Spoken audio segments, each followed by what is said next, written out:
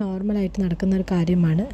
ഇങ്ങനെ റാൻഡമായിട്ട് ചില കമൻസൊക്കെ അവരങ്ങ് പറഞ്ഞു കളയും.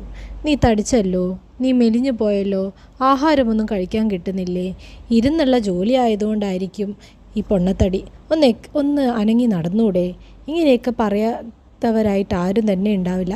ഇത് കേൾക്കാത്തവരായിട്ടും ആരും തന്നെ ഉണ്ടാവില്ല.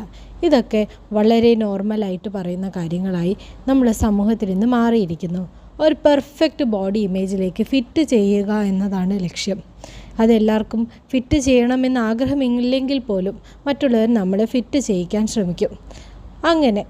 ഇങ്ങനെ വളരെ നിസ്സാരമായിട്ട് ആളുകൾ പറയുന്ന ചില കമൻസ് മറ്റുള്ളവരെ വിഷമിപ്പിക്കുന്നു, അവരെ ആഴത്തിൽ ചിന്തിപ്പിക്കുന്നു.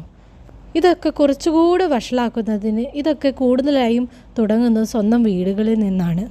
ഇത്തരം കളിയാക്കലുകൾ സ്ഥിരമായി കേൾക്കുന്ന പല ആളുകളും ഇന്ന് നമ്മുടെ സമൂഹത്തിലുണ്ട്. ഇവരോടൊക്കെ പറഞ്ഞു കഴിഞ്ഞാൽ അവർ പറയും മറ്റു ചിലരെ നന്നാക്കുവാൻ വേണ്ടിയാണ് ഇങ്ങനത്തെ കമൻസ് പറയുന്നതെന്ന്.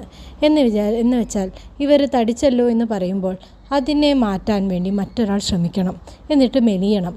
ഇവരെന്താണോ പ്രതീക്ഷിക്കുന്നത് അതിലോട്ട് മറ്റൊരാളുടെ മനസ്സെത്തിക്കണം. അതിനുവേണ്ടി വീട്ടിൽ നിന്നും ബോഡി ഷെയ്മിങ് തുടങ്ങുന്നു.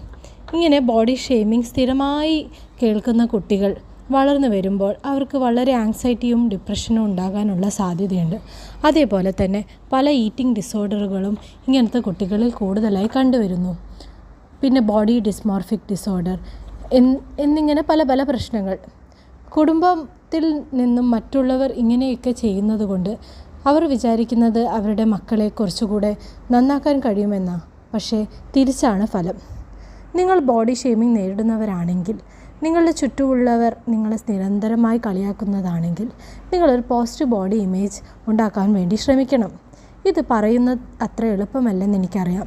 എങ്കിൽ പോലും നിങ്ങൾ മറ്റുള്ളവർ പറയുന്നത് വില കൽപ്പിക്കാതിരിക്കണം. സ്വന്തം ശരീരത്തെ ഇഷ്ടപ്പെടുവാൻ ശ്രമിക്കണം. നല്ല വ്യായാമം, നല്ല ഉറക്കം, നല്ല ഭക്ഷണം, ഇതൊക്കെ നമ്മൾ ചെയ്യാൻ ശ്രമിക്കണം. ഇത് മറ്റൊരാളെ കാണിക്കുവാൻ വേണ്ടിയല്ല, നമ്മളുടെ ബോഡിയെ, നമ്മളുടെ ശരീരത്തെ നമ്മൾ ഏറ്റവും നല്ല രീതിയിൽ സൂക്ഷിക്കുവാൻ വേണ്ടിയാണ്. പിന്നെ നമ്മളെ ബോഡി വൃത്തിയായും ശുചിയായും സൂക്ഷിക്കണം. ഇതൊക്കെ നമ്മൾ ചെയ്യുക. പിന്നെ മറ്റുള്ളവർ എന്ത് പറയുന്നു എന്നതിനെക്കുറിച്ച് അമിതമായി ചിന്തിക്കാതിരിക്കുക. നല്ല ആളുകളെ മാത്രം കൂടെ കൂട്ടുക. നമ്മൾ കാണുന്ന സോഷ്യൽ മീഡിയയിലുള്ള പല ഇമേജുകളും പൊള്ളയാണ്. അവർ പറയുന്നതൊക്കെ ശരിക്കും എത്ര ആളുകൾക്ക്, നമ്മൾ ചുറ്റുമുള്ള എത്ര ആളുകൾ അതിലൊക്കെ പെർഫെക്റ്റ്ലി ഫിറ്റ് ചെയ്യുമെന്ന് നമ്മളൊന്ന് സങ്കോചിതമായി ആലോചിക്കണം.